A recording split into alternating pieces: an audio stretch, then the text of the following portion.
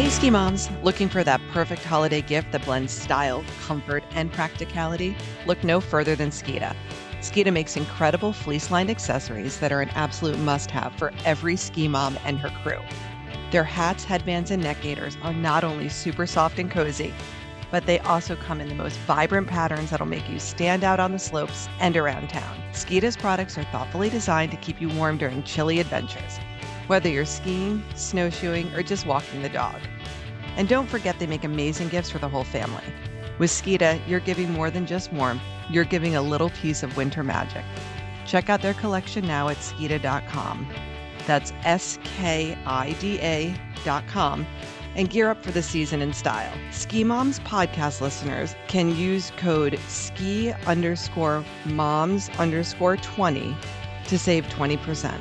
That's SKI_MOMS_20 at skida.com. Welcome to Season 4 of the Ski Moms podcast.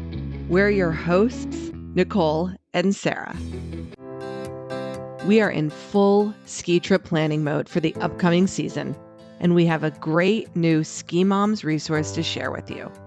We just launched the Ski Mom Family Rentals website at skimomfamilyrentals.com. Our website connects moms across the US and Canada with family-friendly ski homes, so you know you're booking from someone who gets it. Search by state to find the perfect vacation rental for your next family ski trip. We like to think of it as ski vacation rentals by moms for moms. Skip the stress of endless scrolling. Every property is handpicked with your skiing family in mind. Go to www.skimomfamilyrentals.com to explore our listings. Now is the time to book those ski trips for the upcoming season. And if you have a ski home to list with us, it's just $50 a year. You can showcase your ski property to thousands of like-minded moms. So visit skimomfamilyrentals.com to find the perfect place for your next family ski trip. The Ski Moms get to do one of our favorite things, which is talk to an Olympian again today. We are so excited to speak with Kaylin Richardson. She is a two-time Olympian, a ex-pro skier. I don't know if you're ever really an ex. And she is one of the Deer Valley athletes that is part of the Ski with the Champion program. And I got to ski with her last season, and it was a magical day. And I heard all about her mom life, which is probably her most passionate current project. So we are so excited to have Kaylin on the podcast today. Welcome. Oh, I'm so happy to be here. I love talking to fellow ski moms. You guys are a little bit farther along on the journey. So I'm going to definitely be peppering you with questions every so often. And you're absolutely right. I actually was interviewed recently for a magazine, and they asked me like, what was my summit moment recently in the last year? And I was kind of at a loss for words. I said, actually, it's seeing my daughter start to fall in love with skiing. I was like, that was my most exhilarating moment of the last season. So I feel like it is very fitting that I am talking with you ladies. And we think that's a perfect answer, but maybe not all the ski media would that might not be what they were fishing for, right? With that question. Maybe not, but it was the truth, and it's authentic to my journey. And I feel like so often that like athlete moms, I think that sometimes we feel like we have to sort of downplay our role because we still want to continue to be relevant as like a pro athlete. And I think that I get it. I totally understand it because I felt that pressure internally as well. But I'd love to flip the script where, yes, there's a lot going on, but I still can do amazing things. It's just I've got this whole other part of my life that I'm equally passionate about. And life's phases, right? Like the chapter of my life I'm in right now, I am in what I call the beloved trenches of toddlerdom with a 4 and 2-year-old. And I love every minute of it. And the thing is, I'm loving it because I know how fleeting it is. There will come a time where I have more space and more time to do my own projects. But for right now, I'm really enjoying just fully being all hands on deck. You posted just the sweetest video of them hiking, and I use that word loosely. And it just reminded me of those days where you do not go far It's all about like just taking in the moment outside. It's really about nurturing the love of the outdoors. And people always ask me, they say, "Oh, are you pushing your kids to ski?" And especially with racing, because that was what I was in the Olympics. And, do you want your kids to be Olympians and these kind of things, which I think is such a funny question because I said, I just want them to be happy. And of course, there is a part of me that would love for them to enjoy skiing because I think it's such an amazing sport that you can do your entire life. And especially a little selfishly, I would love to ski with them throughout my golden years. But if they didn't love it, we'd find something else. I always tell parents, I'm like, you got to let your kids take the lead. And if they get into something that is new to you, you got to jump in and start to do it because that's how you're going to be able to bond with them.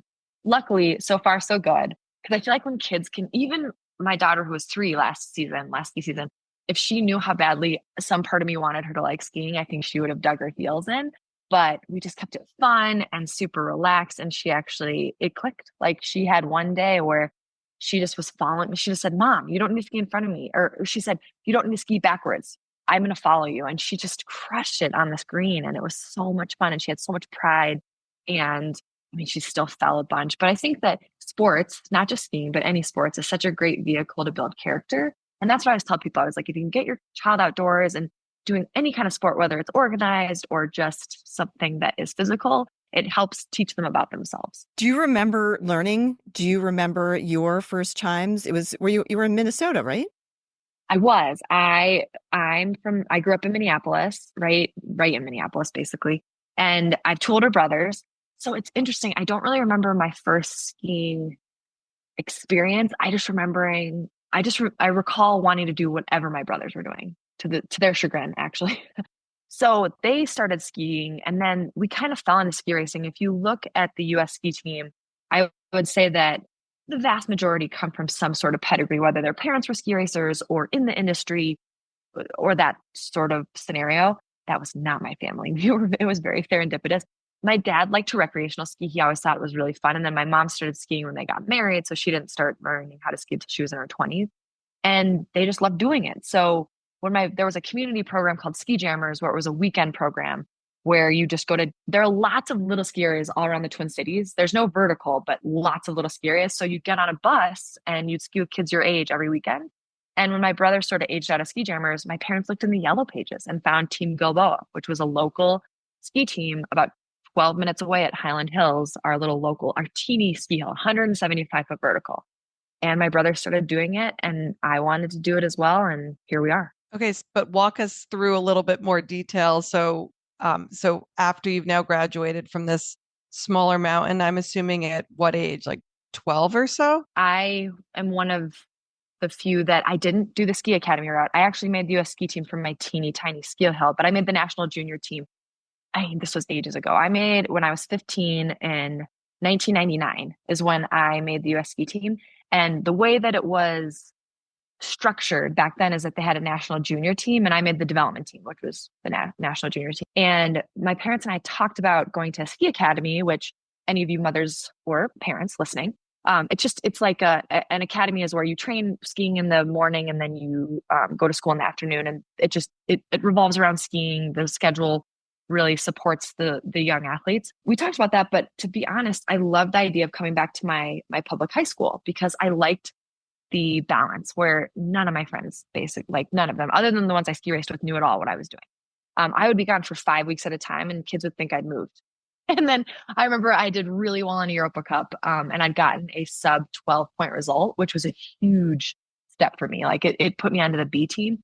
But I got in fifth. I got in fifth in the Europa Cup. I hadn't even made the podium, but it was a race that was really stacked with World Cup high elite racers. And I remember telling one of my friends, I got fifth in Europa Cup, and they were like, "Oh, you'll get them next time." And I was like, "But, yeah, okay." And I think for me personally, that was nice that it didn't always have to be around ski racing. But so anyway, made the US ski team at the end of my freshman year when I was 15, and then. And for the following 3 years, I sort of made the national junior team on discretion because they knew I came from such a small hill. They saw how coordinated I was. They saw my work ethic basically. And then I had a big breakout year when I was 18 and I went from the development team to the B team, which is like World Cup level, and then raced. And it wasn't until my senior year in high school that I said, you know what, 2006, so that was 2003. Um, I said 2006, which was the Torino Olympics. I'm like, that was the first time I was like, that is a possibility. I was not a kid that grew up drawing myself on the top of a podium with Olympic rings behind me. It just wasn't really on my radar because no one I knew from my home team where I grew up ski racing or within my family or even like my greater community, I didn't know any Olympians. So because of that, I think it's just, just never really came to mind. But then as a senior, I was like, hey, this is a possibility. And so I deferred from college and I just focused solely on racing after high school because high school was a lot. I missed a lot of school and we met the superintendent. My public high school was super supportive, but I was basically an independent student. But I still was able to somehow eke out that really classic going to football games, going to hockey games, going to homecoming sort of high school experience, which I am really grateful for. Kudos to your parents for keeping you somewhat, on a more traditional track with your schooling and probably with your family that you got to spend a lot of time together. And I love that your friends were so nonplussed about your fifth place World Cup finish. They were just, they had no idea. It was actually really refreshing. Yeah, it probably really helped keep you sane in many ways. And you could kind of put that on a shelf and then you would come back to Kaylin's life as a high school student and worry about high school student stuff.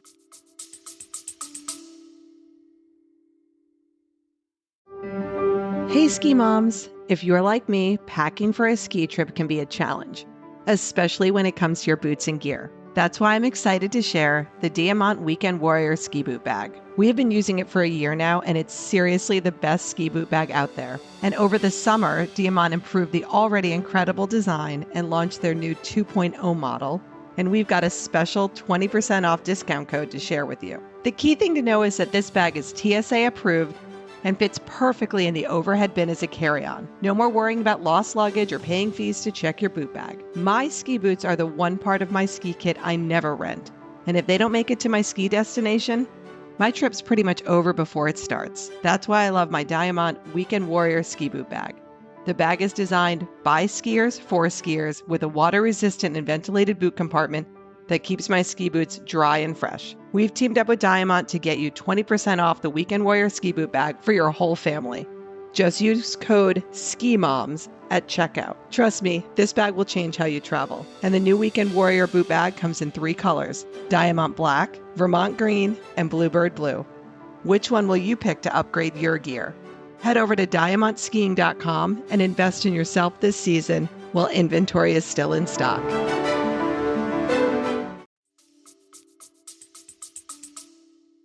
And even just like for my mental health, it was just nice to have a break from that constant conversation because, of course, that was my life.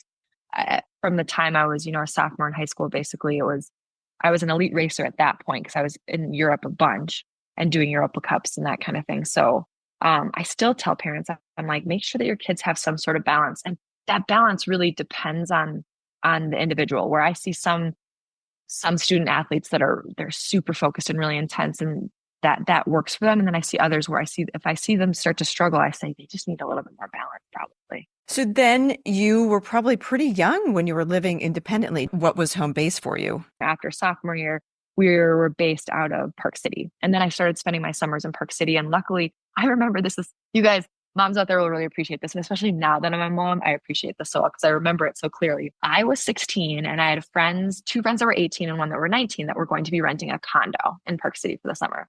And I remember telling my parents, I'm like, hey, Megan, Jess, and Rachel are renting a condo in Park City and they say that there's a room for me. And my parents are like, absolutely not. Definitely not happening. And I remember I was so angry, but I think there was a little part of me.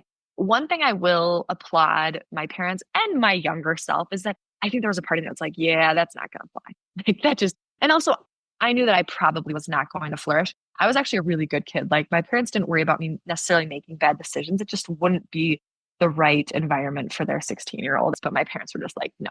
So I actually ended up finding a host family that became like my second parents that I'm still dear friends with today. And I lived with them, I think, for like 5 or 6 summers and even like part of one winter.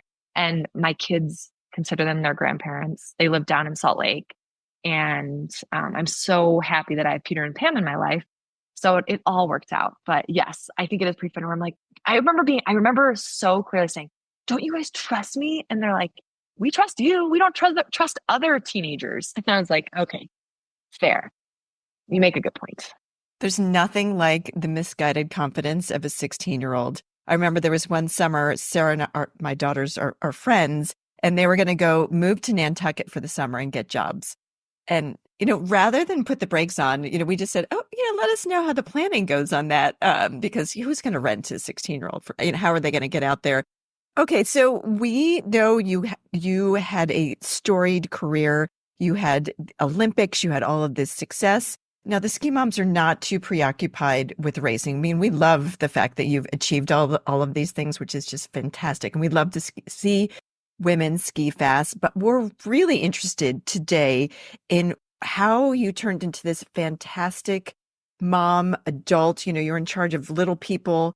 And really that transition of your job is just to take care of yourself. Your job is to perform at the highest level as an athlete and to race fast, race on the edge. And then you come to a point and you're like, I think I'm done with that. I'm ready to transition to my next thing. So we want to know, did it come all at once that you kind of woke up one race day? Sarah has this theory that she can see it in the eyes of some of the World Cup women racers. She's like, ooh, that one's got baby fever. I can see it in that one. I'm sort of an outlier on this because I think that unfortunately in a sport like ski racing, often it's injury that sort of will push an athlete to retire.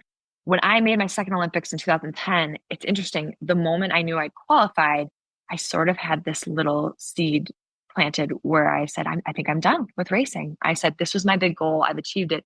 Not that I wasn't going to give it my all in 2010, but I wasn't a medal favorite. I mean, there's always an outside chance. Olympics are crazy like that.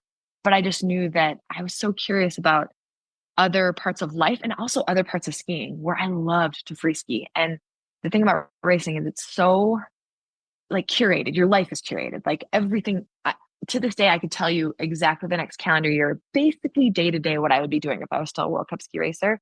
And I wanted a little more nuance. I wanted a little more adventure.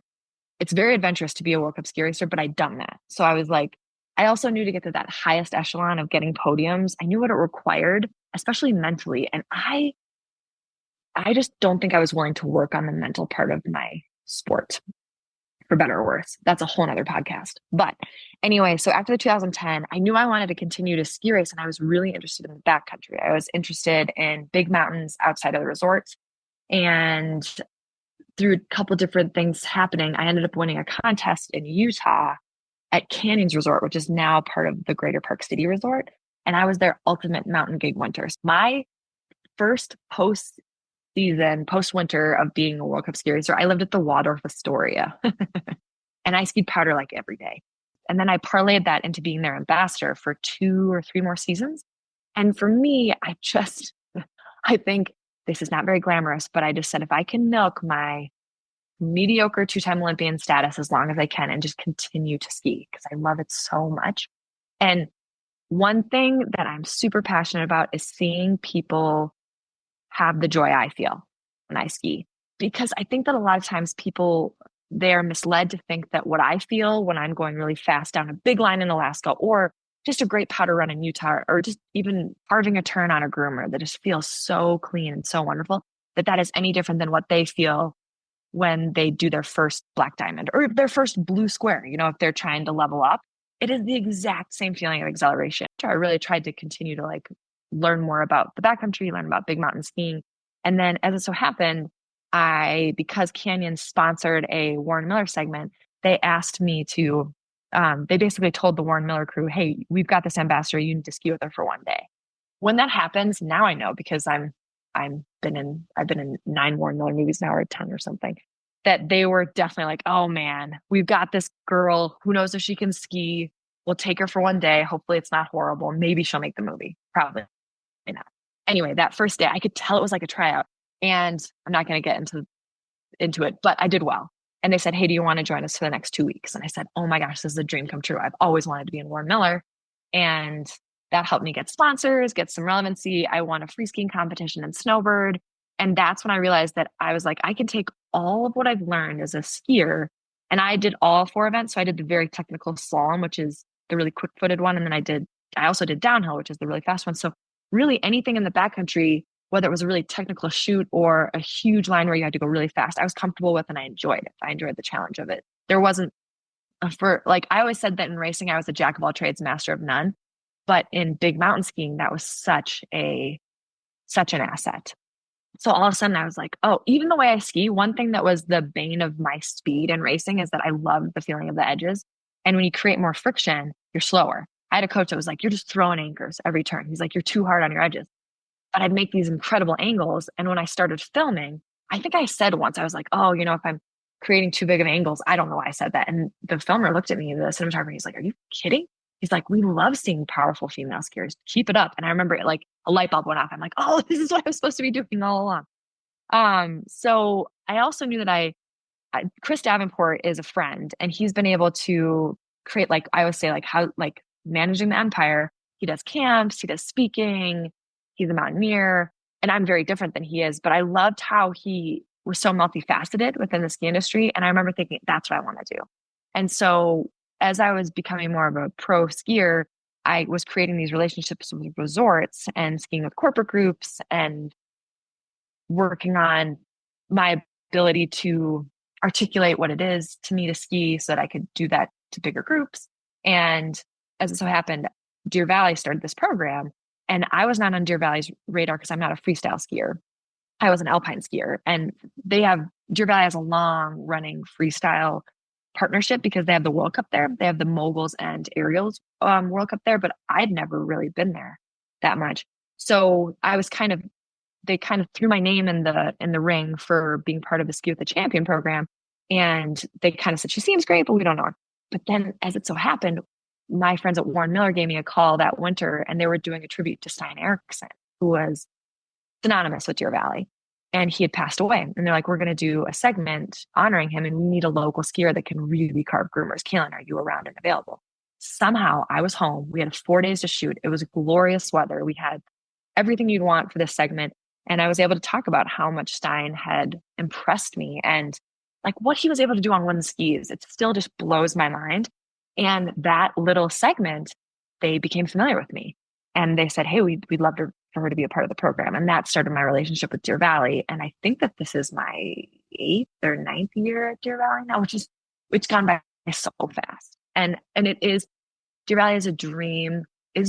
Like the fact that when I'm taking people skiing there, and the Ski with the Champion program is basically, I kind of call it a la carte Olympian, where there's 6 of us and you're like, ooh, who should I ski with?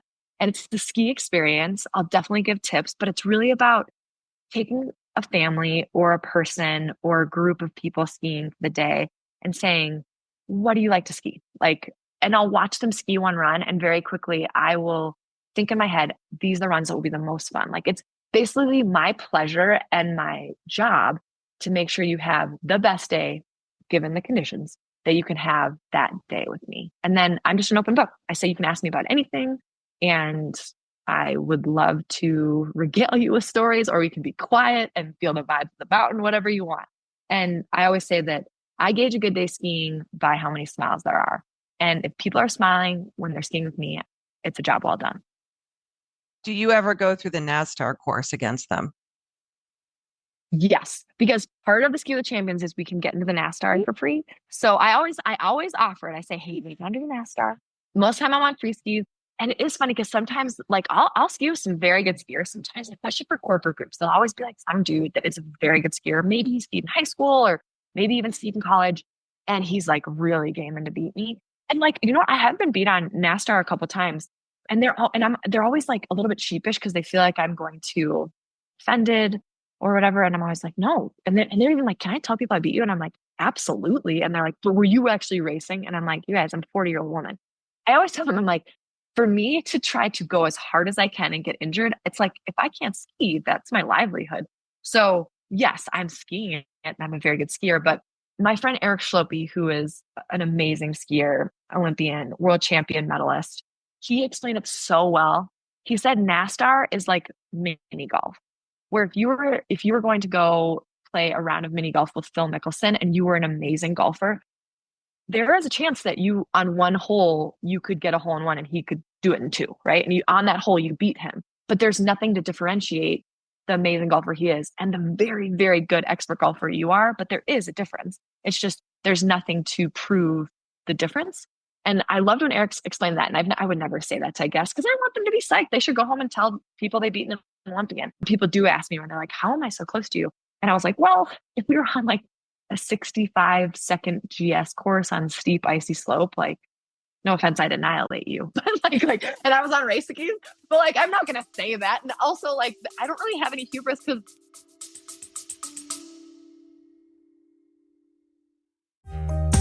Are you starting to dream about hot cocoa, snowy chairlift rides, and zipping down perfectly groomed trails? Well, so are we. And that's why we're teaming up with Vrbo this winter. If you're like us, you're always in planning mode and trying to maximize the fun on your family ski vacations. Vrbo's got you covered with private vacation rentals designed for families and friends. Here's why we love Vrbo. First up, space. Our family loves to spread out when we travel, and we all know how much stuff a ski trip involves. Vrbo has a huge selection of quality homes, often with 3 or more bedrooms, so everyone can spread out comfortably and there's room for all your gear. Vrbo properties offer exclusive homes with amazing views of the mountains and many with ski in, ski out, slopeside access. Oh, and have we mentioned privacy? With Vrbo, you'll always get a private vacation rental, meaning no awkward host encounters or shared spaces. It's all yours. Now let's talk about amenities. Many Vrbo homes have gourmet kitchens, game rooms for the kids, hot tubs, and cozy fire pits, making them perfect for quality time when your ski day is done. And thanks to Vrbo's Book with Confidence guarantee, you're protected every step of the way with 24/7 support and rebooking assistance if plans change last minute. Ready for your next adventure? Download the Vrbo app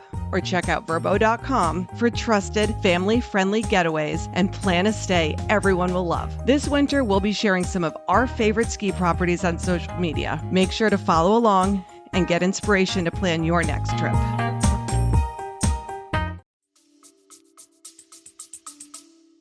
I have plenty of confidence in my skiing ability. And also I just tell them, I'm like, you're a phenomenal skier. Like for you to beat me on an Aster, even when I'm just like kind of cruising, you have to be very good to do that. You do.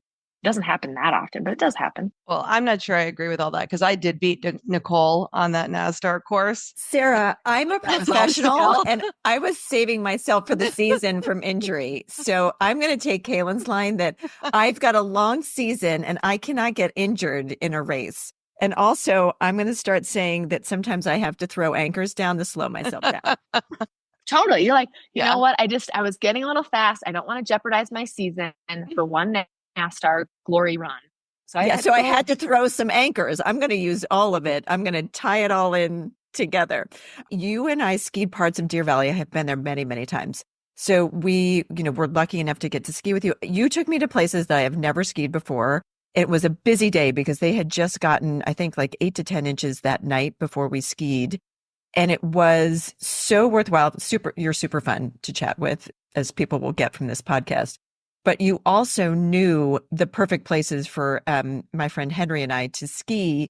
We saw no one. And then when we would get back onto the groomers, we saw everybody. And you made Deer Valley, which is very big, and there's lots of places that are, like the obvious choices, but you made it seem like your private backyard. So I give you all the kudos, and people should definitely hire you. Oh, thanks. That's the highest compliment because it is so much fun. I would say that people say, what's the toughest part of your job? And I always say, it's like the mental math of saying, where can we get away from the crowds, get first tracks? Like, that's what keeps me sharp.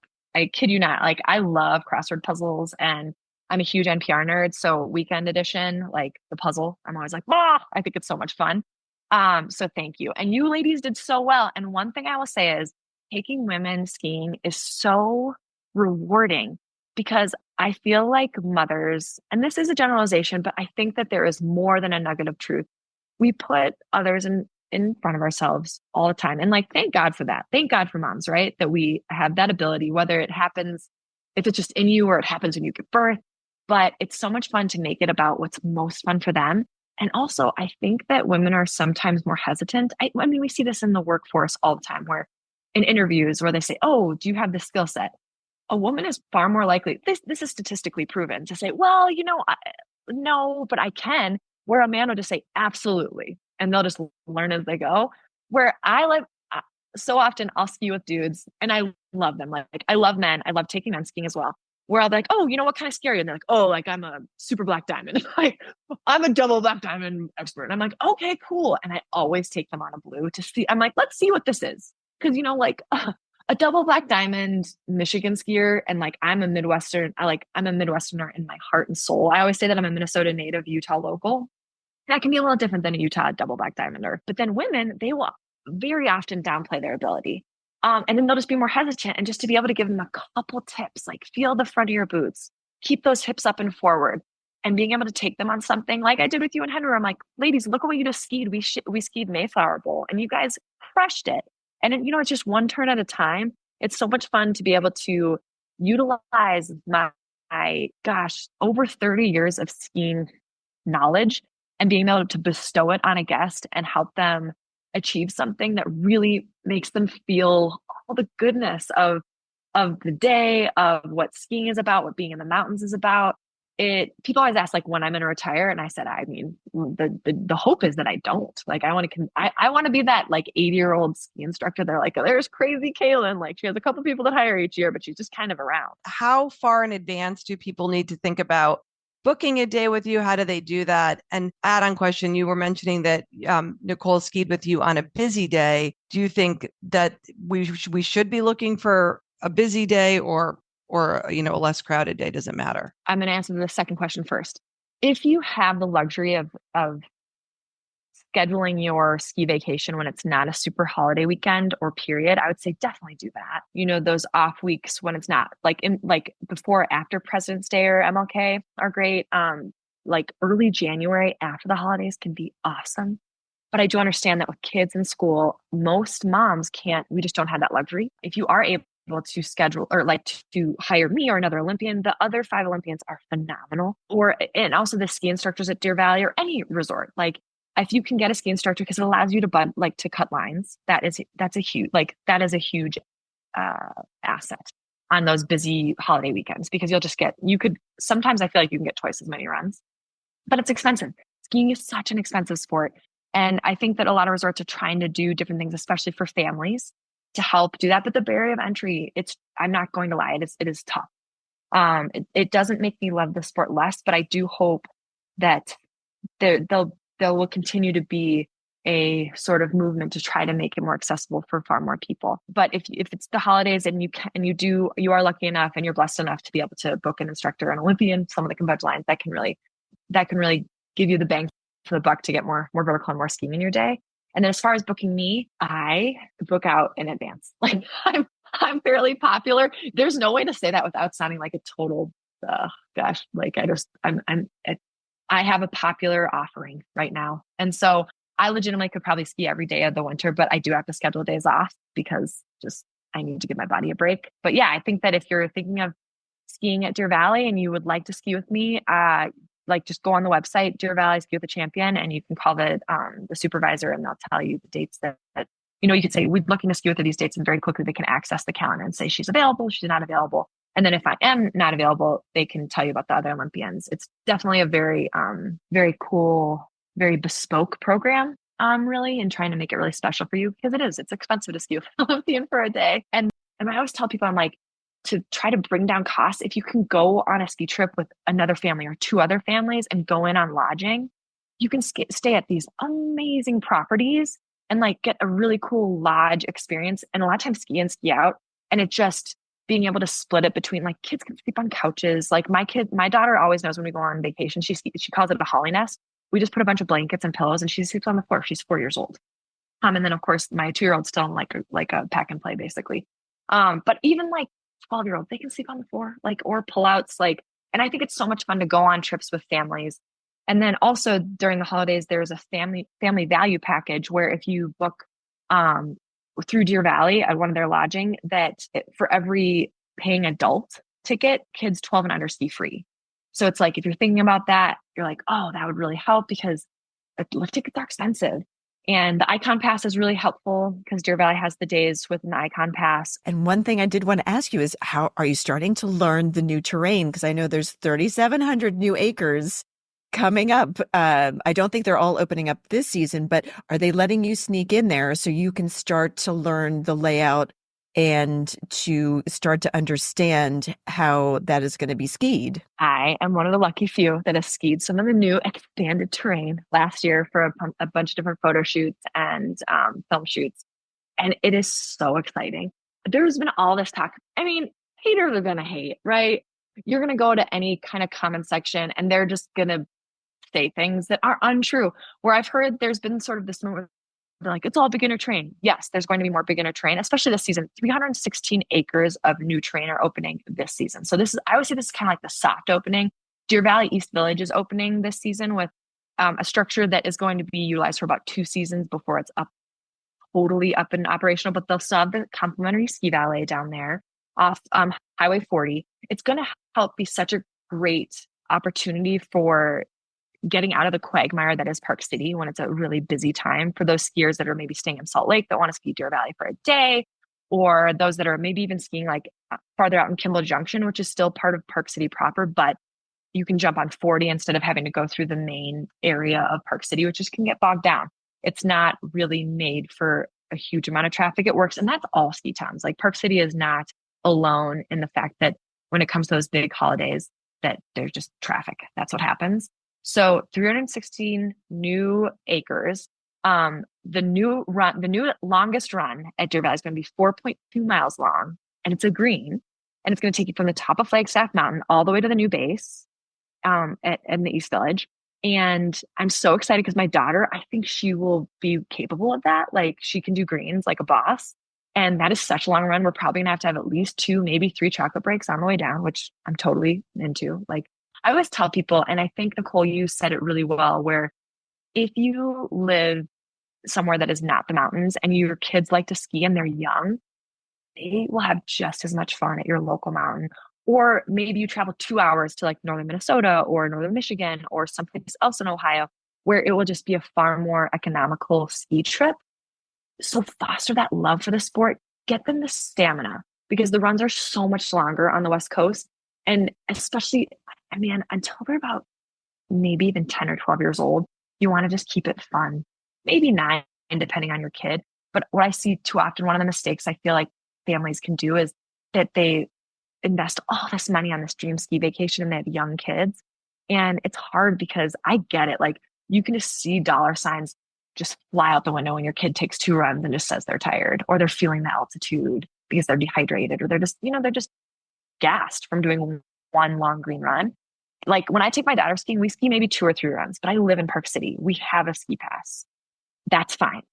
But when they're young like that, until they're like in their teens, like we're talking tweens, teens, where you can actually be like, no, you're going to take more runs. Like this is not an option because this is what we paid for and you're going to have fun. And we talked about it beforehand. And I think also setting expectations where like, I even talked to my daughter. I'm like, okay, we're going to go back to Ontario.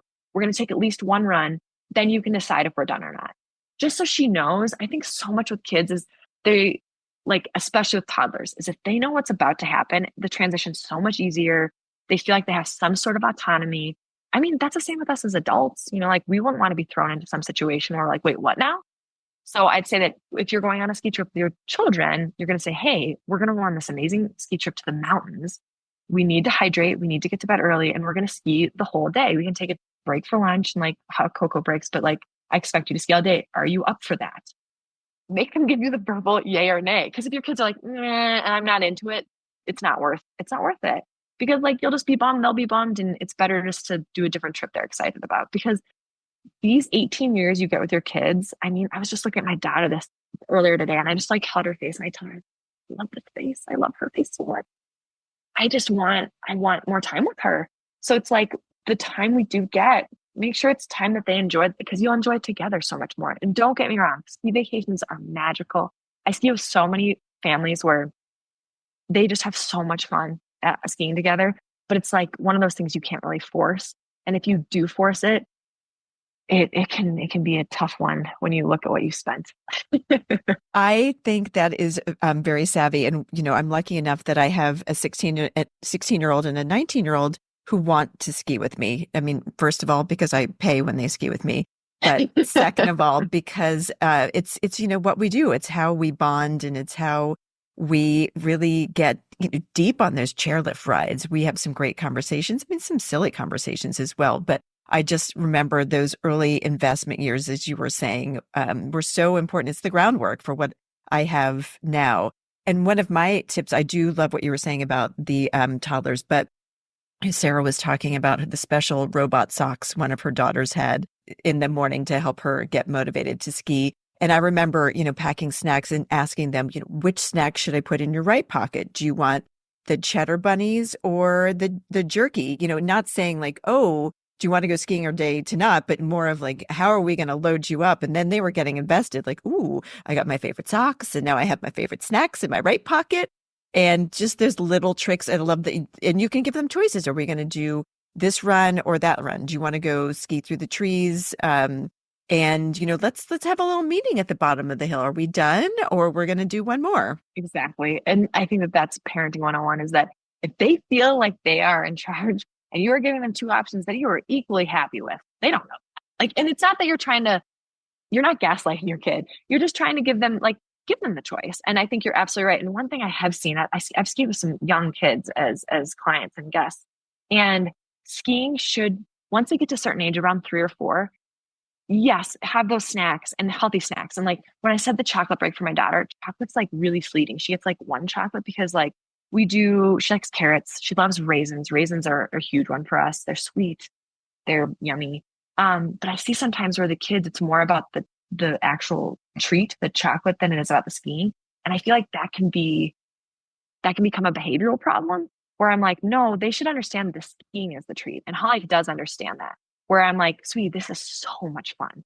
Yes, we do treats for energy. So like, I try not to do treats as a reward as much. I mean, sometimes she doesn't realize that it's kind of a reward, but I always tell her it's for energy. And sometimes it's so funny that the packaging is what matters. Like the packaging of the treat or what you're doing, like you said, like, is this or this? Like, it's just the packaging of what you're doing next. And you're going to do one or the other. Like you could choose, but it's better if they choose.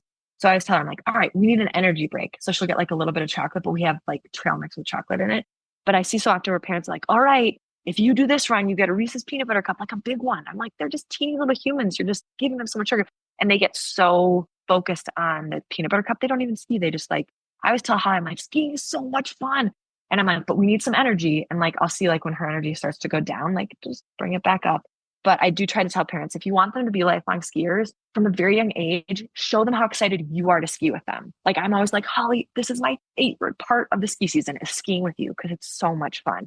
Because I think that starting that narrative where skiing is fun, not that when you ski, you get treats. That's a different narrative. And I see some that happen instead of like skiing is the fun part.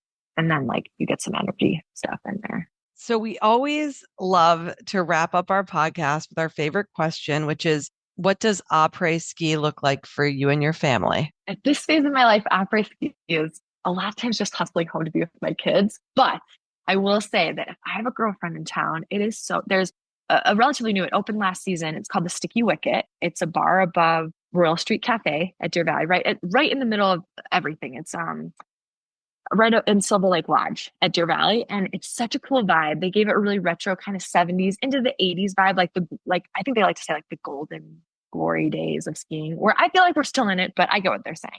Like those one-piece suits they were popping back then. And it's so much fun just to sit at the bar there, like a little bit before end of ski day. I like après. I'll end my day a little bit early. Don't get me wrong. There was a time in my life where I loved being with the hordes, drinking beers after skiing. But now I love a good mocktail. I'll tell you the truth. Like I want to keep my energy. You're up at altitude. I love the feeling of sipping a really lovely beverage with a girlfriend, but especially because most of the time I'm going to ski back to my car. I just want to keep all my faculties, and I'm a bit of a lightweight these days after 2 children. So they have amazing mocktails. They have amazing cocktails too. And I mean, a beer can taste amazing after a day of skiing. It's just trying to budget my energy and my time. But man, I think that most moms and ski moms in particular can relate to how lovely it is to take a couple of runs with your best gal pal and then sit down and just catch up over a hot toddy, a Moscow Mule. Like there's so many good things. And like I say, like I'm definitely in my mocktail age. I'll get back to the cocktail like maybe when my kids can like put on the TV in the morning so I can sleep in. I don't know. So, but yeah, the sticky width's super fun. And there's so many great apres. Like the St. Regis has an amazing Bloody Mary. There's this area called the Vintage Room. And I will say that it's so hopping.